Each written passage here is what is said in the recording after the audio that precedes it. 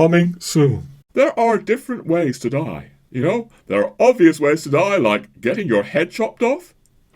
But people can die from things like carbon monoxide poisoning without ever realizing that they're being slowly poisoned.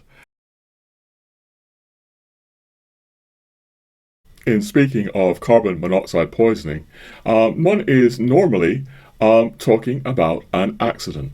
But ladies and gentlemen, it is not outrageous to suggest that, one could be, in theory, murdered by carbon monoxide poisoning. I think of the expression, death by 1,000 cuts.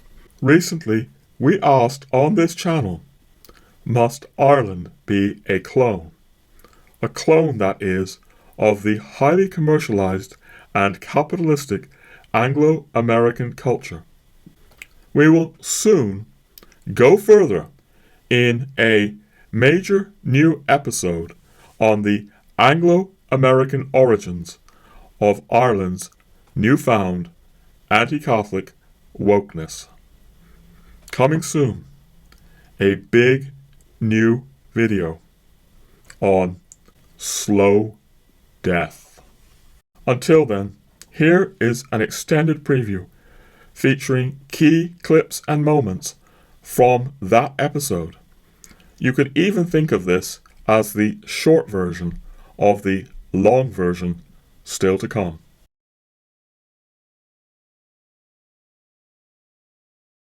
I got some pushback about why wasn't I speaking about mosques? Why wasn't I speaking about mass immigration of Islam? Am I a supporter of mass immigration of Islam? And no, to be perfectly clear, ladies and gentlemen, no, I'm not. This is a tragedy happening through globalist and capitalist processes. I'm not trying to deny mercy to individual cases of people. But this mass immigration is being engineered for capitalist processes. I want to be perfectly clear about that. But just because, I'm not doing videos about that, about very, very obvious things that all kinds of people are talking about, no. I want to talk about these more insidious threats.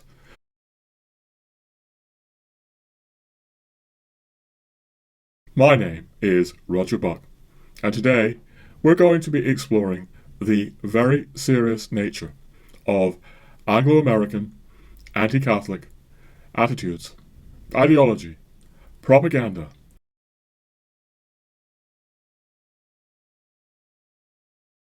I want to say that the kind of anti-Catholic propaganda that we now have in Ireland is something relatively new. Yes, there was a small Protestant ascendancy in Ireland that was awash with this, that was identified basically with being British. But in terms of the majority of the population in Ireland, this is something new. And, maybe something like 2 decades ago, Irish politicians and leaders began to start making anti-Catholic noises, which they had never dared do before. And you have to ask why. Where is it coming from? Where did this anti-Catholicism in Ireland come from? And there are different answers for that, but I want to suggest that a very major answer here, ladies and gentlemen, is that it is being imported. It's coming from somewhere, okay? It's coming from somewhere. I don't think you can, in large measure, I don't think anyone can deny that.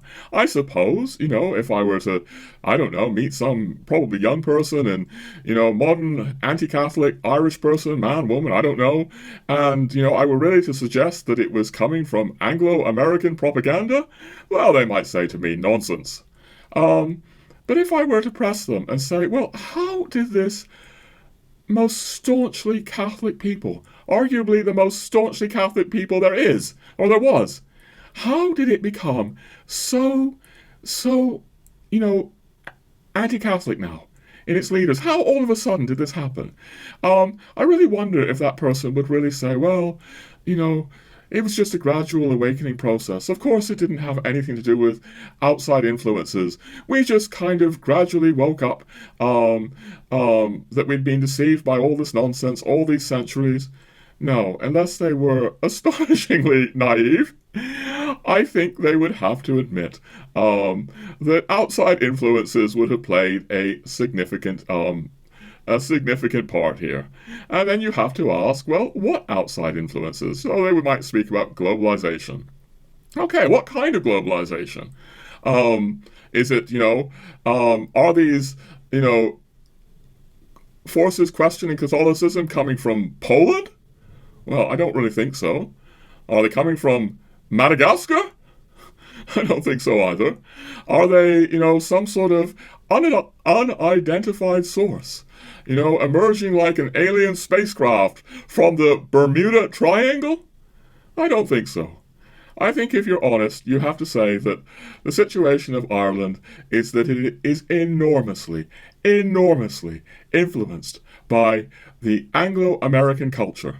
And it's logical to assume, to say the very least, that the kind of anti-Catholicism that has now invaded Ireland really has its roots in the Anglo-American culture. And really a key theme here that I want to suggest is that in so many ways we're speaking about something subtle and often imperceptible, working powerfully in the background with many people not even being aware of it. And that's important because, ladies and gentlemen, there are different ways to die. There are obvious ways to die, like getting your head chopped off. But people can die from things like carbon monoxide poisoning.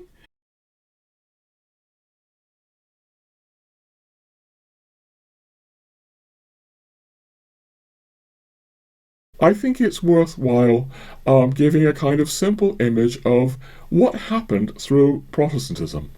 I see it as a stripping away of the Catholic mystery, or a process of more and more and more minimalizing the Catholic mystery. So, in its early expression, obviously in the Church of England under King Henry VIII, King Henry VIII wanted to be the head of the Anglican Church, not the Pope, but he was actually interested in retaining all kinds of Catholic elements.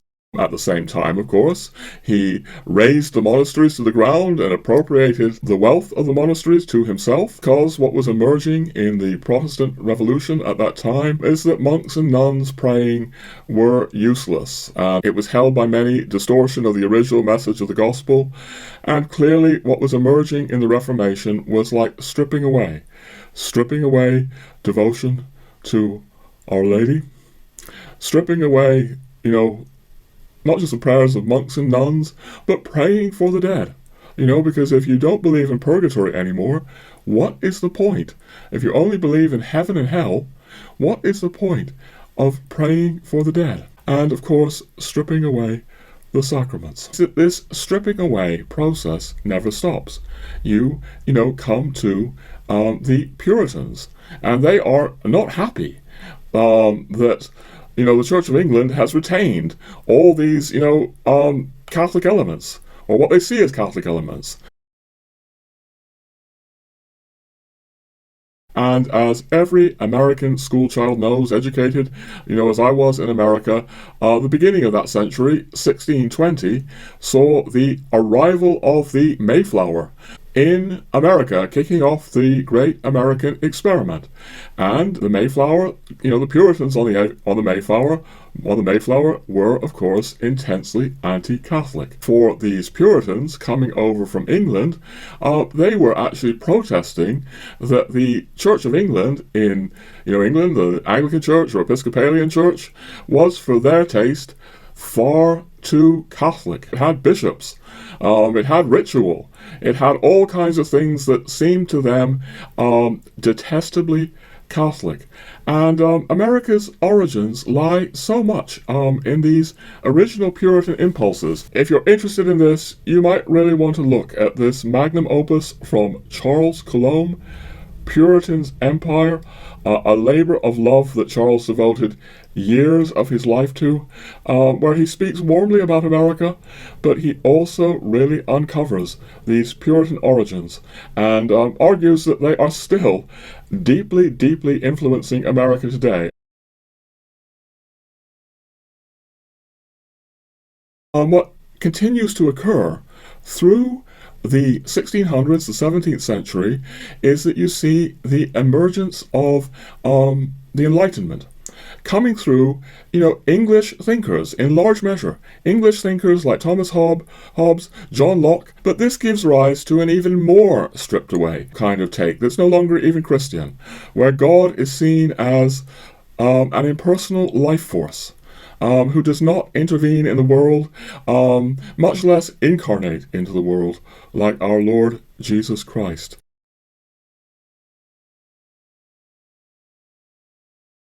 Charles Coulomb, again, makes very clear in this book this kind of deist thinking, really characterized many of the founding fathers. Benjamin Franklin, Thomas Jefferson, they had at least traits of it. It's something that really emerged through Puritanism in a certain way. Charles is arguing the Puritan fathers came here originally, Charles writes, to establish a commonwealth free of quote-unquote Papist influences. And then he goes on to say, when the Enlightenment and its accompanying Masonry, they're very interlocked, Masonry and Enlightenment, hit these shores, they spread most rapidly among the sons of the Puritans, gradually destroying the place even of the Bible in their minds, but leaving their Calvinist attitudes and anti-Catholicism intact. There, in just a couple of sentences, is a major thesis of what Charles is saying here. That you have this stripping away. You may no longer have an America that has the old Calvinist belief system, but it still has the anti-Catholicism. It's still, and Charles will go on in the course of the book to argue that so much of modern, secular, liberal, woke America really goes back to this Puritan mentality that founded the American colonies, or was a large part of founding the American colonies, that these things exist and continue in different forms over centuries.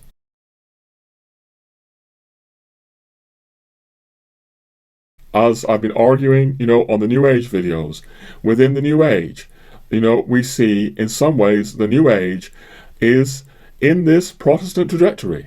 It's all about protest and stripping away the Catholic mystery. The anti-Catholicism really stays very, very present in the New Age movement. And what I'm very concerned about is that all of this ideology is now incredibly being imported into Ireland. Ireland that was so staunchly Catholic. But this is what makes what's happening in Ireland today all the more tragic. All the more tragic because Ireland resisted this English Protestant ideology century after century after century. But she's no longer resisting it. Because of Charles Coulomb is right, and I think he is, that the kind of woke liberalism in the Anglo-American world is the descendant of Protestantism and Puritanism. That is now filling Ireland's airwaves 24/7, round the clock. And Ireland is succumbing to this as well. So much of what happened to Ireland through the British was about the tenacity of the Irish with their Catholic faith. The English did not persecute the Welsh, the Celtic nation of the Welsh, in the same way because the Welsh were Protestant. Clearly, these other peoples that the British, or the English rather, dominated in these isles were never sort of persecuted and propagandized against like the Irish were. And I want to say just a little bit about that. First, yes, I am saying that this has an unquantifiable Catholic dimension because there are other factors in the mix of why the English were so terrible to the Irish for so many centuries.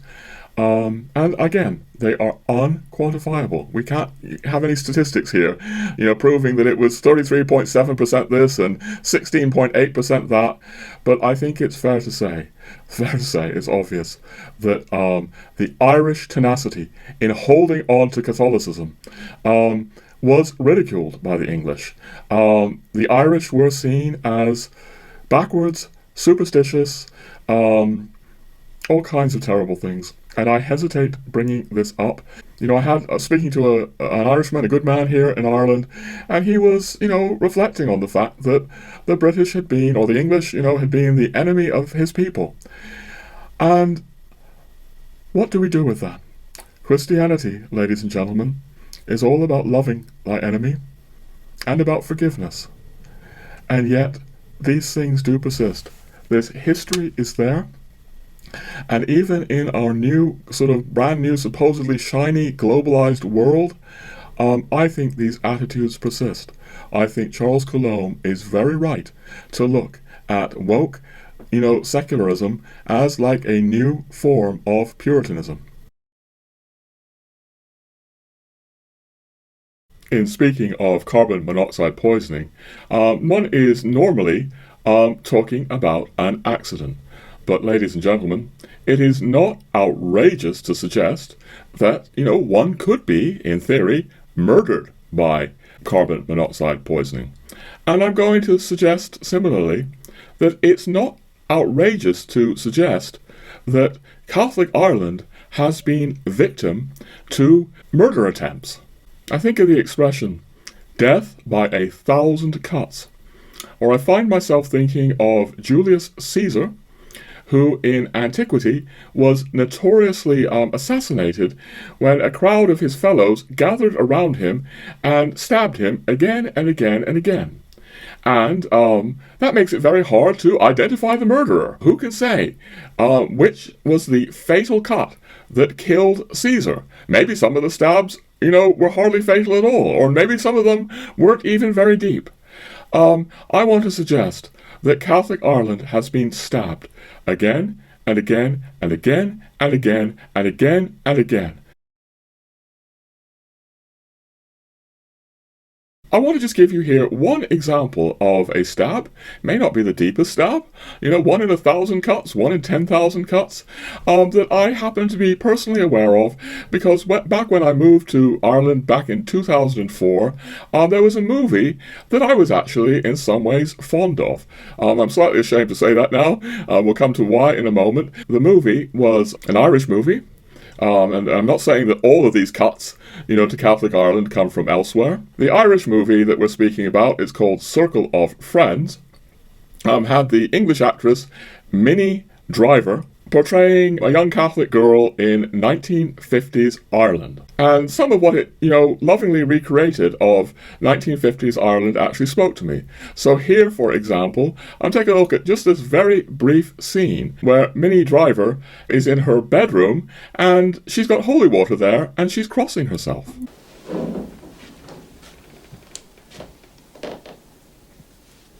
I suggest that that particular scene shows something truthful about Catholic Ireland in the 50s.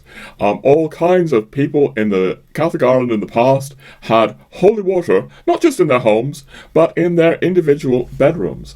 Not only there, but, holy water was cast over, the fields, cast over tractors in the fields, vehicles. Holy water was everywhere. This film also suffers in all kinds of ways that aren't truthful. It's also a very salacious film, all about sex, okay? And propaganda for sex.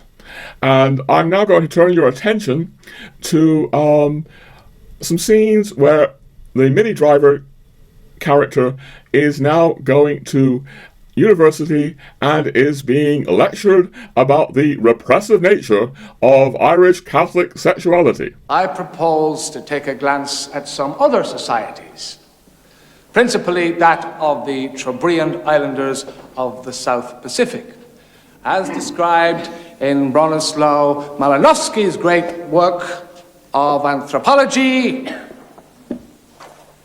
The Sexual Life of Savages.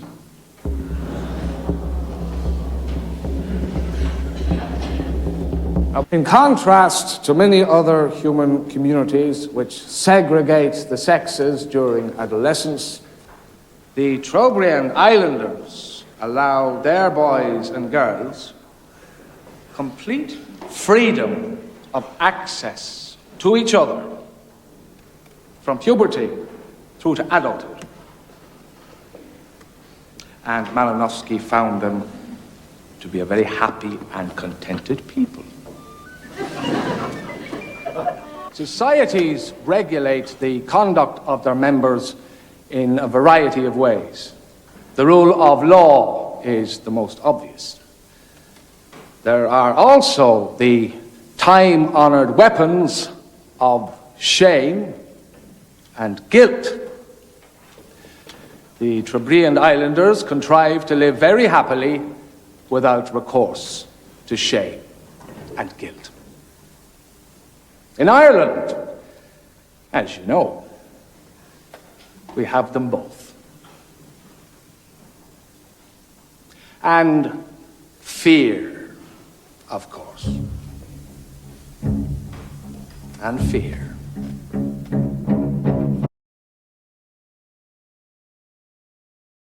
Here we have something non-truthful, because there's no way, I think, that Irish university lecturers were speaking like this in 1950s Dublin.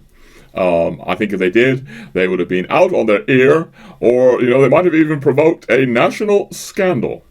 So this is how propaganda works. It mixes elements of truth and untruth.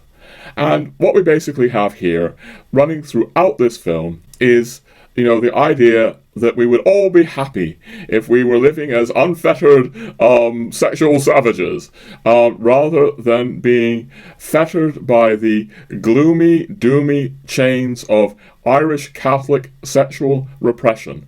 Take a look at this clip here. Oh dear.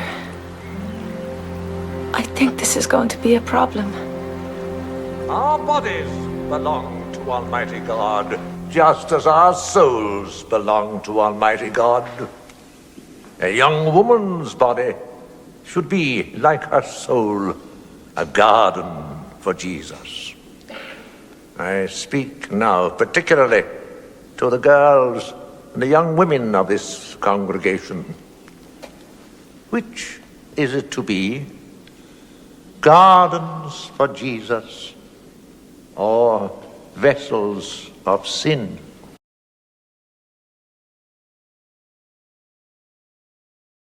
In the spirit of truthfulness, I want to say that I imagine that back in Catholic Ireland of the 50s, there would have been plenty of priests somewhat like that, for better or for worse. I have no doubt that, a few of them, a small percentage, would have been complete hypocrites. Not denying any of that. But, ladies and gentlemen, reality has different sides to it. The reality that this film portrays is that this is like nothing but shallow hypocrisy and conning people. We'll come to that.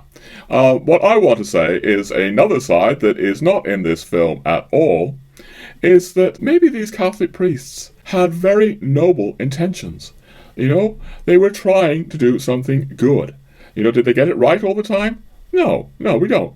But they were, I suggest, trying to protect Ireland from exactly what's happened to Ireland.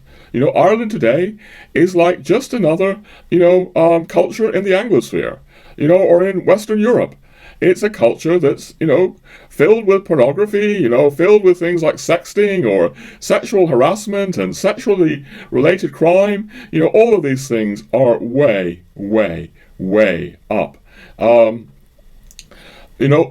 Catholic priests, Catholics back then, tended to look down on the other Anglosphere countries, England and America, as kind of decadent.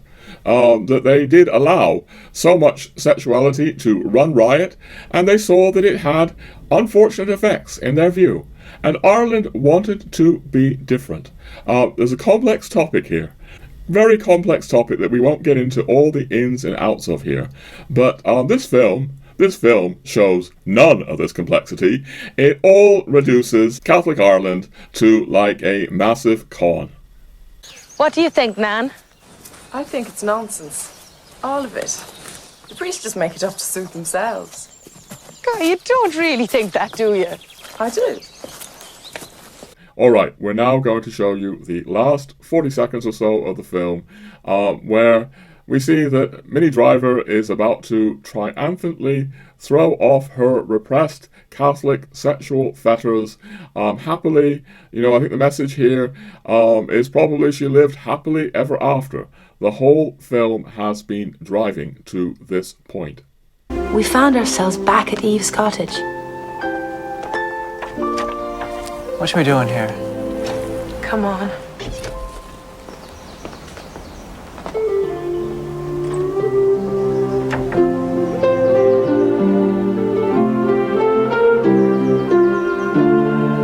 Bless me, Father, for I have sinned.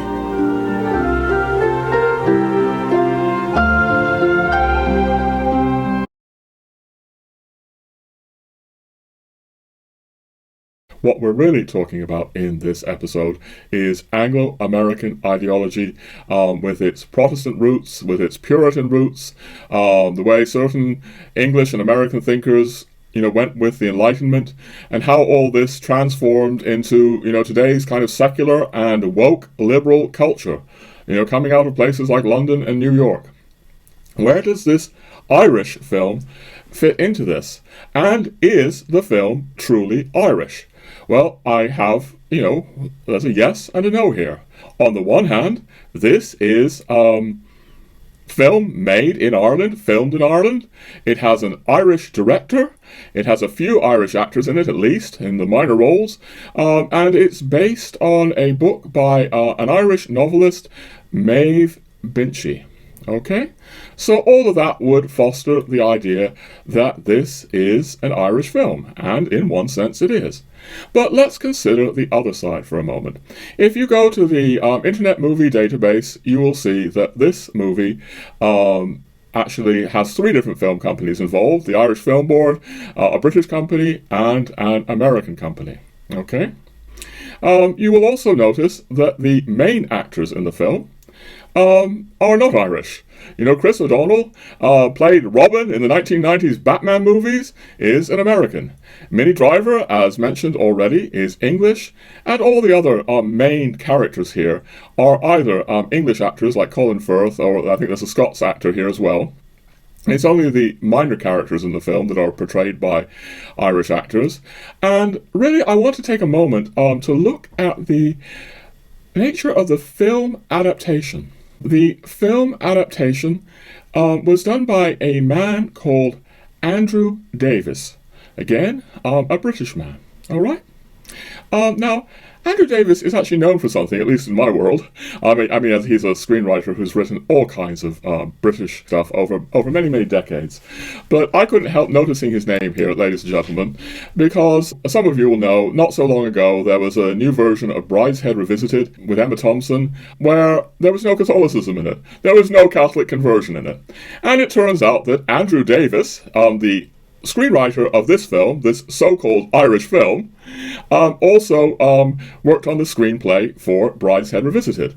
And this is what he actually said. The film, he says, he's writing it from the point of view of someone who does not believe in the religious themes as, war, as Evelyn Waugh did. And then Davis said, if God can be said to exist in my version, he would be the villain. So, Andrew Davis has rewritten Evelyn Waugh's Brideshead Revisited to get rid of the Catholicism. After centuries of effort, a great barrier has been erected. The ramparts of a secular, materialistic fortress. A fortress mentality. A wall of ideology is now firmly in place, stronger than reinforced steel and concrete. This wall shuts out the Catholic mystery with ruthless efficacy. For Catholicism, once the lifeblood of the West, has now become nigh incomprehensible. This is Catholicism, the Catholic mystery, right up until the Reformation. This was the lifeblood of Western culture, of Christendom. and it's now almost incomprehensible. Even in Ireland, it is no longer understood by a rising generation of secular or vaguely New Age folk engulfed in Anglo-American persuasions.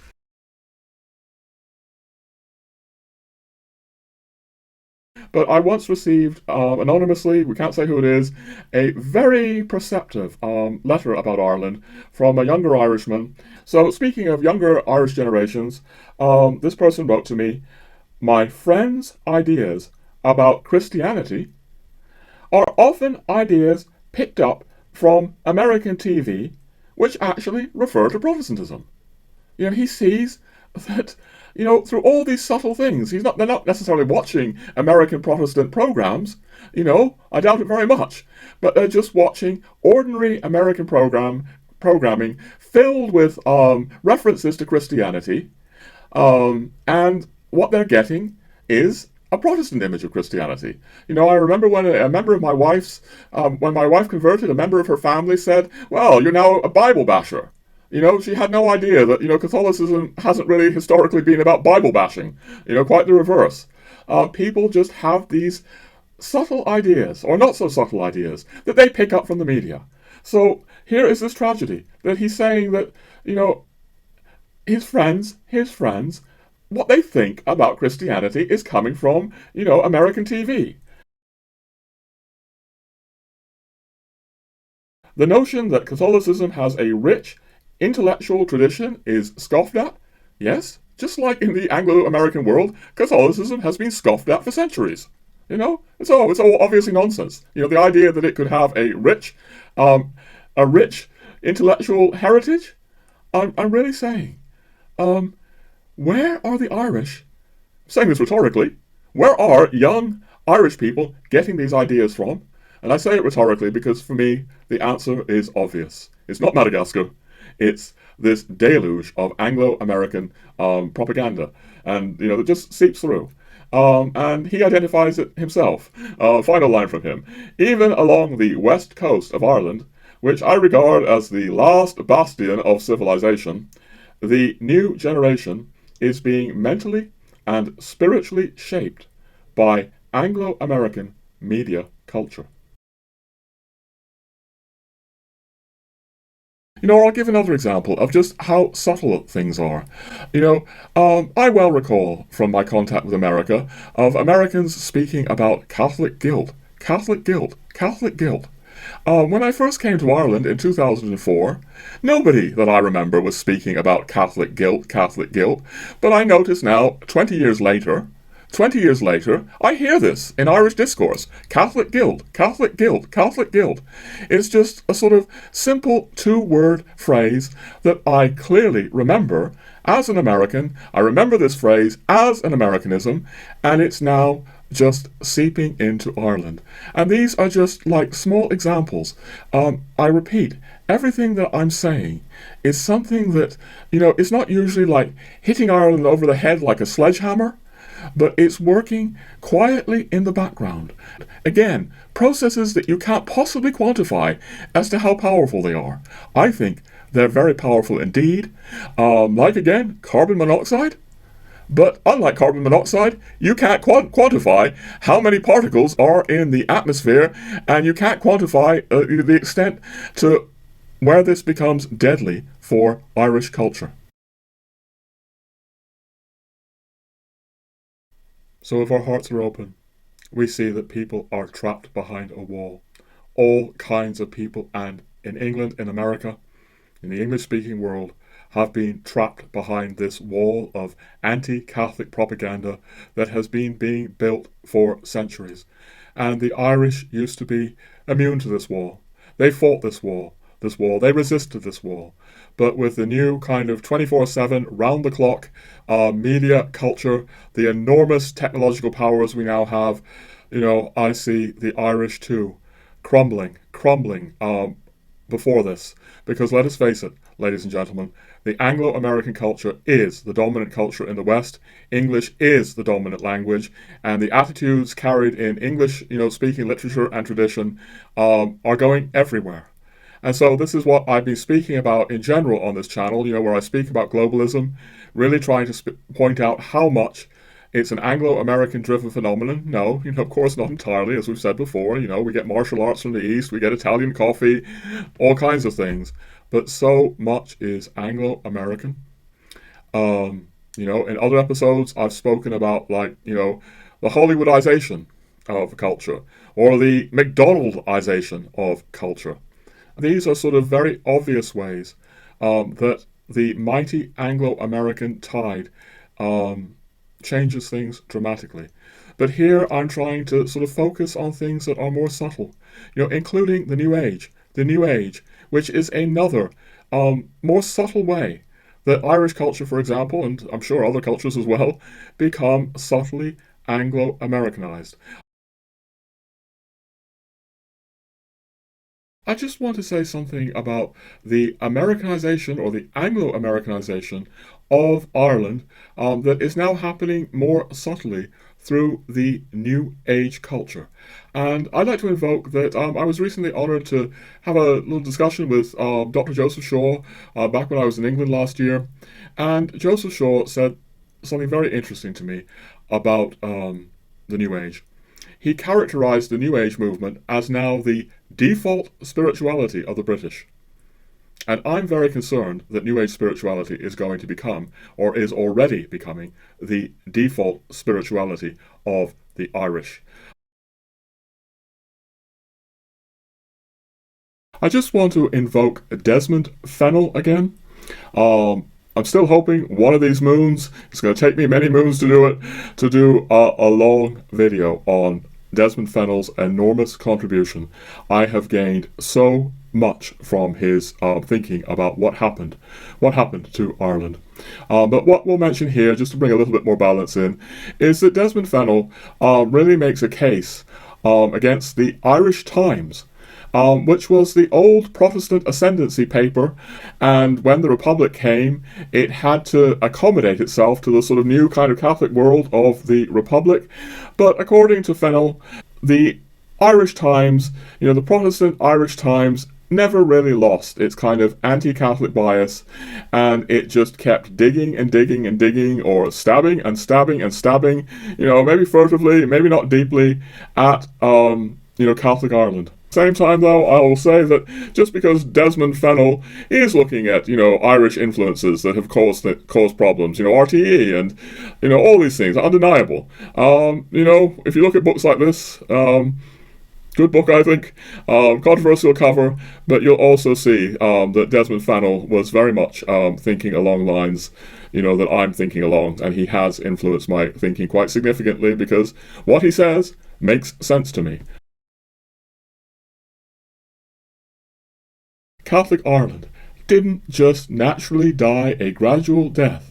If you meet some new member of Global Ireland and you ask him or her, what happened to Catholic Ireland, and you just get some kind of narrative that the Irish just gradually evolved and forgot all their religious nonsense of the past, it might be good to bring up these kinds of things. And I want to bring these things up because they strike me as so serious. And again, I question why so much of the narrative that goes on in echo chambers is, about things like Muslim immigration. Again, I'm not happy with the immigration happening in Ireland. It's very hard for me to comment because I'm an immigrant myself. I'm not saying there isn't a problem there. I am saying, why are we not talking? Why are we not talking more about how this secular and woke ideology is destroying Ireland? Why do we not talk about where this secular and woke ideology is coming from? Why do we not talk more about things like the New Age movement, which, as I argue in my Gentle Traditionalist books, is like the religion of the new woke secular world. It's a religion that's appropriate for wokeism. What we have here are questions, both provocative and profound.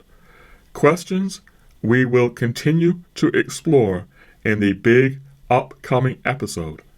Clearly, we cannot hope to come to any final, definitive answers here, given the many complex factors in the mix. For example, the terribly tragic sexual abuse, scandal that happened in Ireland. Who can really say then what killed Catholic Ireland? As with Julius Caesar, who can say who or what wielded the fatal cut, or even whether Catholic Ireland is truly gone, or whether she is waiting to rise again? At any rate, we will continue to explore all these themes in a big new episode on anti-Catholic propaganda and the war against the Catholic mystery.